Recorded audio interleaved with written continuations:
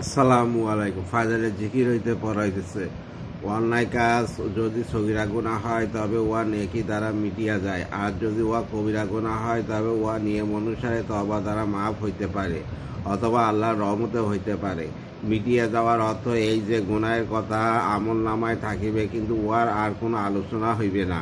যেমন একটি হাদিসে বর্ণিত আছে, বান্দা যখন তওবা করে তখন আল্লাহ পাক সেই গুনাহের বিষয় কেরামন কাতিবিনকে বলিয়া দেন এবং গুনাহের হাত পাওকেও বলিয়া দেন, জমিনের অংশকে বলিয়া দেন যেখানে ওই পাপ কাজ করিয়াছিল, যেন এই গুনাহের সাক্ষী দেবার মতো আর কেউ না থাকে। সাক্ষী দেওয়ার অর্থ হইল মানুষের অঙ্গ প্রত্যঙ্গ কিয়ামতের দিন নেক এবং বদ কাজ সম্বন্ধে সাক্ষী দিবে। অন্য হাদিসে আছে, তওবাকারী এমন হইয়া যায় যেমন সে পাপ করে নাই।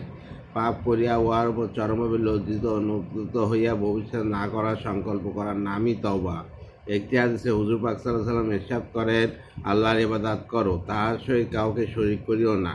এমন ইখলাসের সহিত ইবাদত করো যেমন আল্লাহ পাক তোমার সামনে আছেন। নিজকে মিত্রের মতো মনে করো। প্রত্যেক পাথর এবং গাছের নিকট আল্লাহর জিকির করো, যেন কিয়ামতের দিন বেশি সাক্ষী পাওয়া যায়। এবং যখন পাপ করিয়া ফেলো সঙ্গে সঙ্গে নেক কাজ করিয়া লও। পাপ গোপনে করিয়া থাকিলে নেক কাজও গোপনে করো, আর পাপ কাজ প্রকাশ্য করিয়া থাকিলে নেক কাজও প্রকাশ্য করো।